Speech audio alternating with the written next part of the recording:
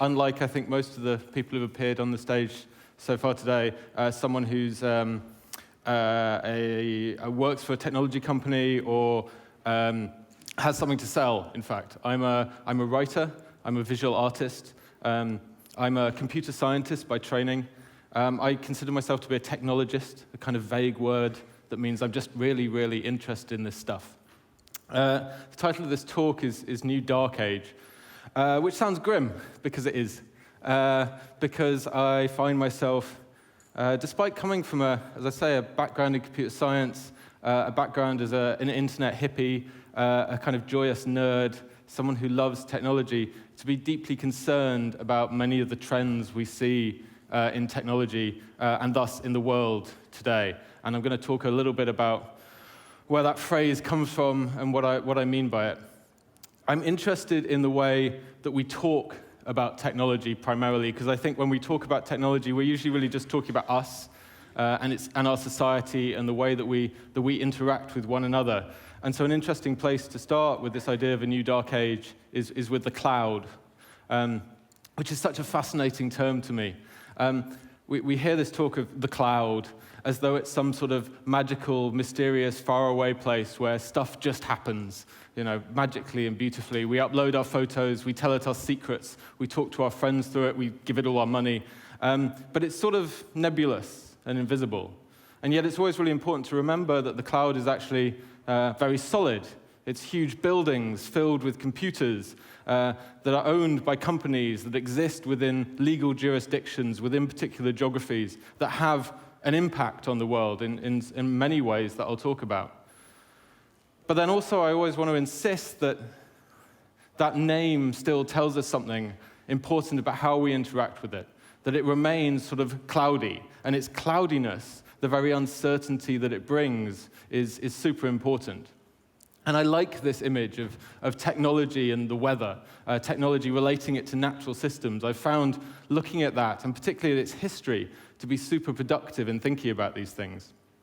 Because there's always been, or at least for the last century, a very interesting and tight relationship between our ideas about the weather and computation itself. This is a few pages from one of my favorite books. This is Lewis Fry Richardson's 1922 text, Weather Prediction by Numerical Methods. Richardson was one of the first scientists, mathematicians, to argue that it would be possible to predict the weather through data. This, at the time, was a super radical idea. No one believed that the natural environment was kind of susceptible to mathematics in this way. But Richardson proposed a method which really came to define all of computation, which is that if you divide the world up into discrete boxes, take certain measurements, produce data, you can then compute that data and predict the future. Richardson did this. He wrote a book on it. Before he wrote the book, he actually did a full weather calculation.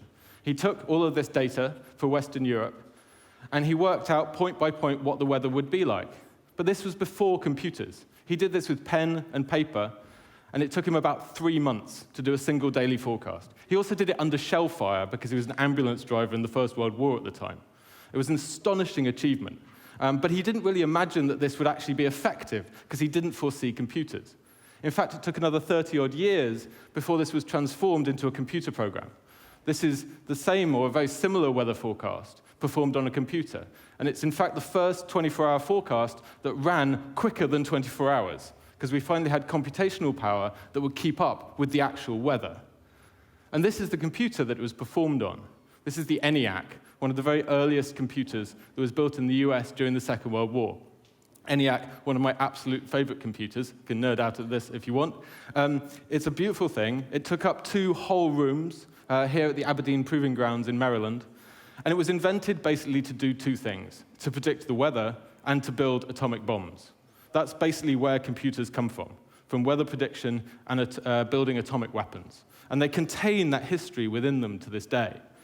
There's a beautiful little story by one of the engineers who first worked on the ENIAC, a guy called Harry Reid. In his kind of farewell address, he says this beautiful thing where he said, working on the ENIAC was kind of like living inside the computer because it completely contained you. It was a very personal relationship. And now we think of a personal computer as something very small that we carry around with us at all times. But actually, that's not really true. This room-sized computer didn't shrink down at all. Rather, it expanded, and now it includes the whole of the planet. It even goes up into kind of space in the form of satellites. We all live inside that computer that Harry Reid and others envisaged in the 1950s. And it affects every aspect of our lives. It also really affects the way we kind of view the world and have expectations of it in the future. This, a graph that many of you, I'm sure, are familiar with, is Moore's Law, the rule of thumb developed in the 1950s that said that processing power would double every 2 years. And amazingly, it has held true ever since. Gordon Moore, the guy who came up with this from Intel, it was just a rule of thumb. It was just something he observed. He didn't really expect it to last, and yet it has. And it's kind of got inside our heads. It's produced a kind of idea of the world that if we only have more computers and more processing power, we'll basically be able to achieve anything. We'll always have this fuel for total expansion. And that's meant to be a slightly worrying phrase. The fuel for continuous and ever-growing expansion is something that's actually causing quite severe problems for us in the present. Here's a graph that goes the other way. So not Moore's Law going always up and to the right, but this is a graph of something that people in the pharmacological sciences, people who are working on development of new drugs, coined Erooms Law. That's Moore's Law backwards. Because this is a discovery they've made that, in fact, over the last 20, 30 years, as more and more computers have been thrown at the problem of drug discovery, the results have actually got less. We're discovering that the larger and larger data sets and more powerful computation are not actually helping us with forms of discovery that we need. It's actually getting harder and harder to sort through this data, even with the newest tools, purely using computational methods. What's fascinating about this is that many pharmacological companies are now actually changing their practices, so they don't just rely on kind of massive data sets and powerful computation alone, but actually start to return to the idea of having small teams of scientists working on hunches, essentially, working on feel, using their own human experience in opposition to the purely computational thinking. And this failure of computation alone to accurately predict and assist us in the future is being replicated everywhere. In fact, in the very first thing that we set out to measure and predict in the first place, which is the weather. These are images of turbulence in the North Atlantic from the latest research papers. The atmosphere, as I'm sure you're aware, due to climate change, is warming. Not predictably or unpredictably in the future, but right now. These are graphs of the current situation. As the atmosphere warms, air masses and their behavior become less predictable. As a result, huge areas of atmosphere shear against each other, producing what's called clear air turbulence. Clear air turbulence is specifically the turbulence that comes out of clear air. It's totally unpredictable, and it's getting worse as a result of climate change. And we can't predict it or the other weather that's occurring because the only thing we have to go on is past data, which, because of climate change, is no longer the case. Our entire practice of using past data to predict the future is starting to fail because of climate change, but also as a result of these technological ideas we've inherited from the history of technology itself. And in fact, of course, technology is one of the main drivers of climate change, not just generally in terms of the legacy technologies of fossil fuels that we use all the time, but also in contemporary technologies. The internet is a vast driver of climate change in itself. The electricity required to do all the kinds of big data or AI processing you might be here today is a massive driver of climate change, equivalent at least to the whole of the airline industry. So we're already contributing to this through the networks that we're hoping will kind of get us out of it. And we're not going to be able to think about this at all much more clearly for very long. This is another graph going up and to the right. This is CO2 as measured at the Mauna Loa Observatory in Hawaii. It's called the Keeling Curve.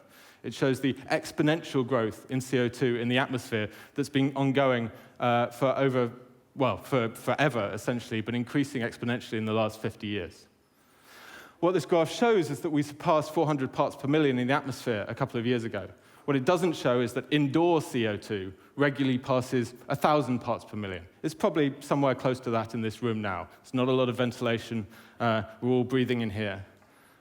over 1,000 parts per million, human cognitive ability drops by 20%.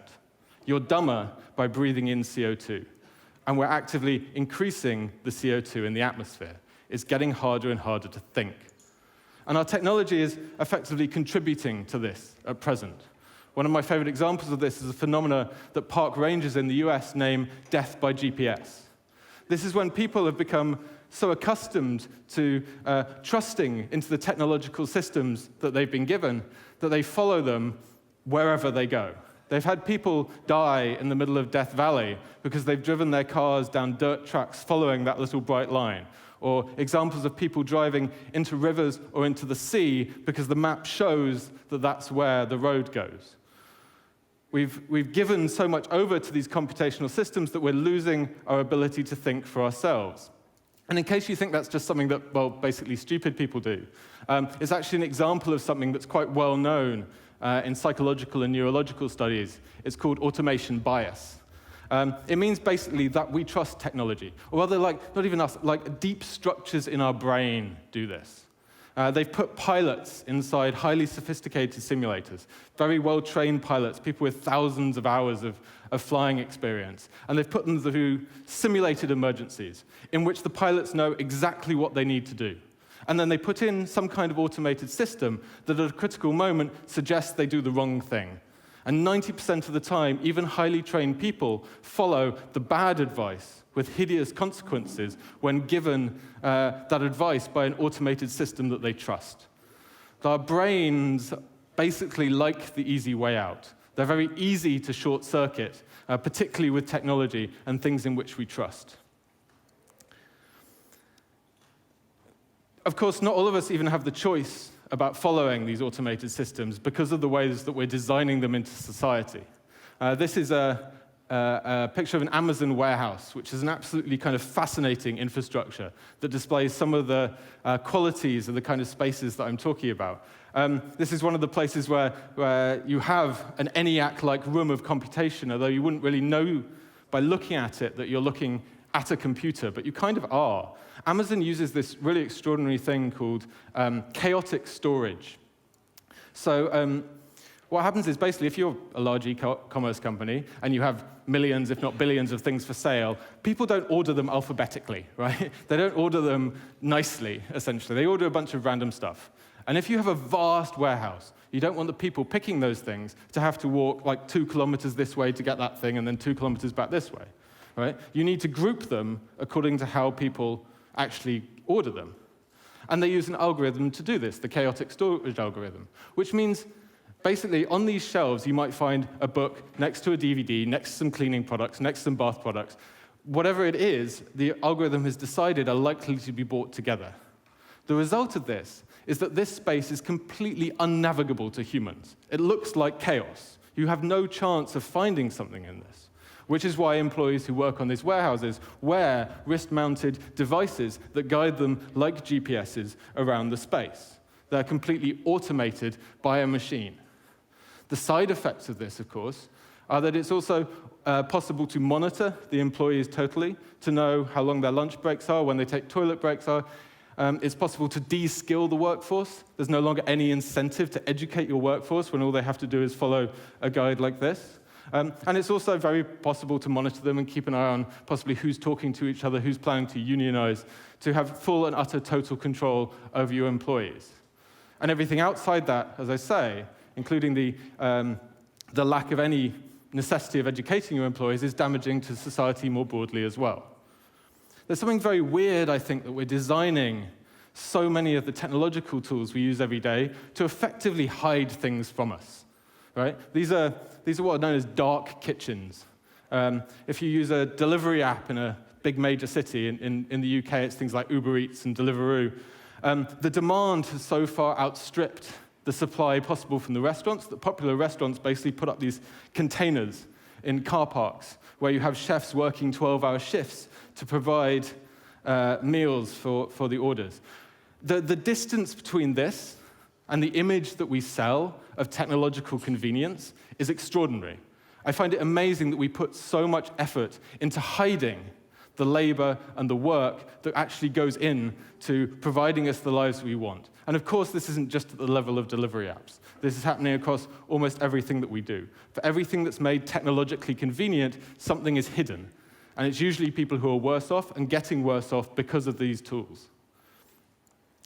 The examples of this are just extraordinary. I'm fascinated by the phenomenon of Pokemon Go.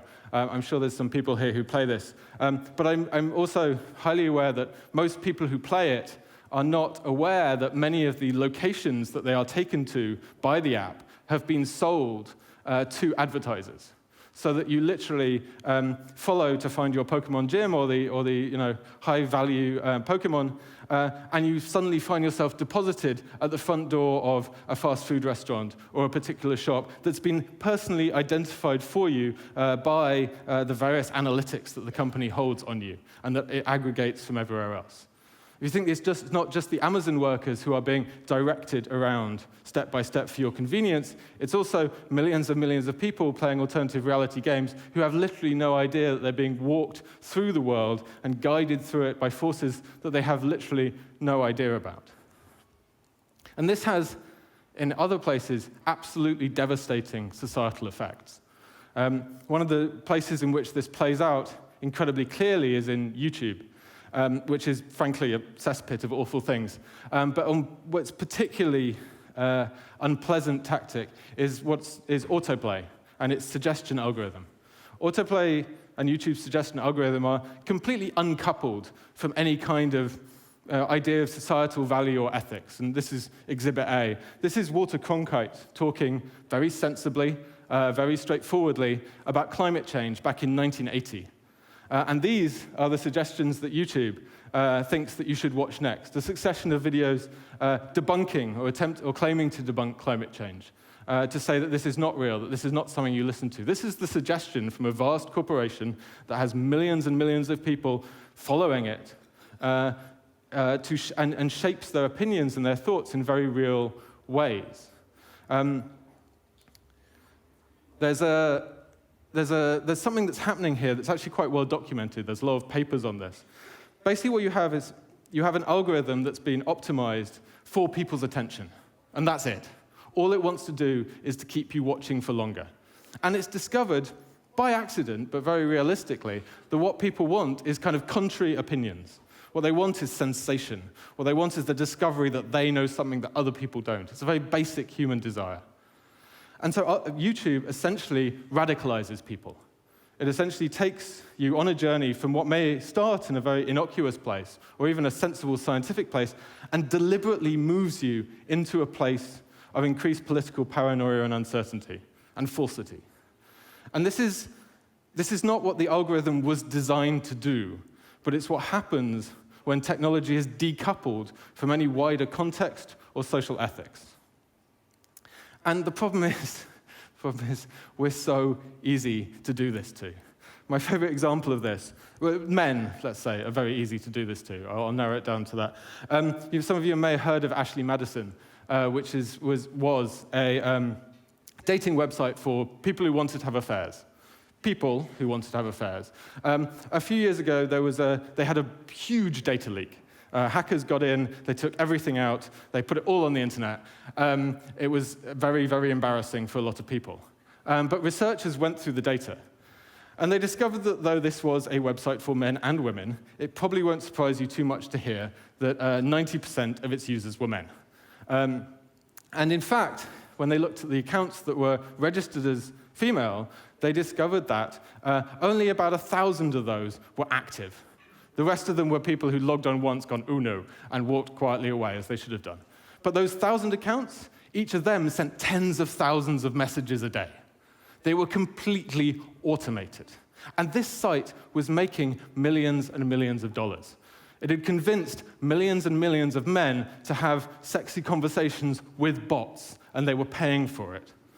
People are incredibly easy to trick in such a way.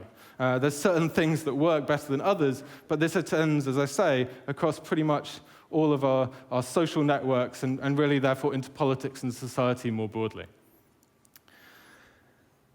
It's not just about trickery either. It's not just about confusing people or getting them to do something or change their minds. A lot of the arguments around the role of technology that play out in the political sphere are this idea that we're going to change people's minds and make them do something they wouldn't do anyway. That's not always the intention, and this is really key. The intention is often just confusion itself. This is the building in Moscow that houses something called in St. Petersburg, that houses something called the Internet Research Agency, which is a Russian government-funded disinformation machine, essentially. Hundreds of people work there as essentially professional trolls, leaving comments on websites, sharing disinformation online, and so on and so forth. There's a really interesting interview with someone who worked at the Internet Research Agency who describes their strategy, which actually describes the kind of Russian government strategy in general, and probably a number of other states.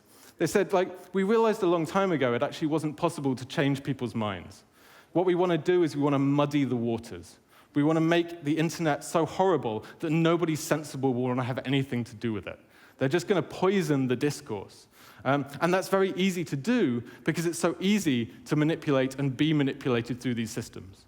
Because they're, for most people, so hard to understand and so poorly designed, and so much we know is made invisible by them that it's very hard for us to make informed decisions or to think clearly about what's actually happening on these systems. And we're doing this deliberately, right? We're continuing to do this all the time. I find it extraordinary that so much contemporary attention is paid to systems which are increasingly intended to confuse us further. These are outputs from a neural network. This was a presentation I saw a few weeks ago that showed how brilliantly a bunch of researchers could generate entirely new faces, fake people, that were not, in fact, none of these are photographs of actual people. These are all computer-generated images which can then be masked onto film or onto television or into the news to produce entirely fake realities. And this is also what's coming down the line, if it's not, as I very much suspect, pretty much in operation already. The point in which trust breaks down across pretty much all frontiers. And for me, this is really critical to our understanding of the world today. When people don't understand how the things they use actually work, when they know that information is being deliberately withheld from them, that's deeply distressing. It undermines our sense of self and our sense of agency. And the result of that is confusion, it's fear, and it's anger, which are, as I'm sure you'll agree, the dominant emotions of social and political life across most of our societies today. I think there's a concrete and causal relationship between the opacity of the technologies we use every day, the way those things are constructed, and the lack of general understanding and the lack of ethics that exists within these technologies that we use today. We live in confused and fearful times, and it's producing the politics we have. And we're failing in our duty to assist with that education and with that understanding that would change that. So I talk about this darkness quite a lot, and I don't have a lot of time left. And I don't want to go out on a complete bummer, because I do that all the time, and it's starting to do my head in as much as I'm sure it does in yours. So I've been trying to think about how I end this talk without it being completely awful before you have lunch. I'm really opposed to the idea of solutions. I'm opposed to solutionism in general, because for me it's part of the problem. The idea that, here's a problem and we'll build an app for that is exactly the problem that we're in. So I don't talk about solutions. I don't talk about answers to this. I talk about maneuvers. Right? And here are three small maneuvers, or three small stories that possibly undo some of that other stuff. The first one is how we can use the technologies we have to produce radically different outcomes. And my favorite example of this is a strike by delivery drivers in London. As I said earlier, when you're following that little device around, when you have no control over your direction and your contacts, it can be very hard to create a union, to argue for better working conditions, to confront your boss. So what delivery drivers in London did was a few of them have managed to get together on an online forum, and they went to the company's offices, and they started using the app to order pizza to them. right? So they started to get more and more drivers to come in, and they built a protest through the app by using it to actually introduce them to other workers rather than alienating them from them. Another example is of repurposing or rethinking what it is we want these technologies to be doing, to literally turn them around. This is a US spy satellite. These are vast, incredible technologies of extraordinary power that are like, the original ENIAC computer, mostly designed to be pointed at us, to be used as weapons. Something really weird happened a few years ago, something I really love. I imagine it happening a bit like this. Basically at a conference or something, someone from the National Geospatial Agency, which is like even more secret than the NSA, US spy satellite agency, sidled up to someone from NASA and went, "Do you want a couple of satellites?" And they were like, "Ooh, all right." And basically turned out the National Geospatial Agency had 2 Hubble-quality space telescopes sitting on the shelf that they'd never used and were clearly obsolete, and they've clearly got something way better and more scary now. But they donated these 2 satellites to NASA. NASA basically said, yes, we'll take them. They're currently repurposing one of them into something called the Wide Field Interferometry Spectrometry telescope, basically a new, incredibly powerful space telescope that they're going to use to search for new galaxies, for new inhabitable worlds, for incredible scientific achievements. But it's this beautiful image of like taking a technology that was designed to be aimed down at us, right? And just literally flipping it around and looking out and seeing what we could discover instead with us for all of our benefits. And finally, I want to insist that none of this is about the technology itself. The technology itself is not inherently opaque. It's not inherently complex and impossible to understand. It's not inherently dangerous.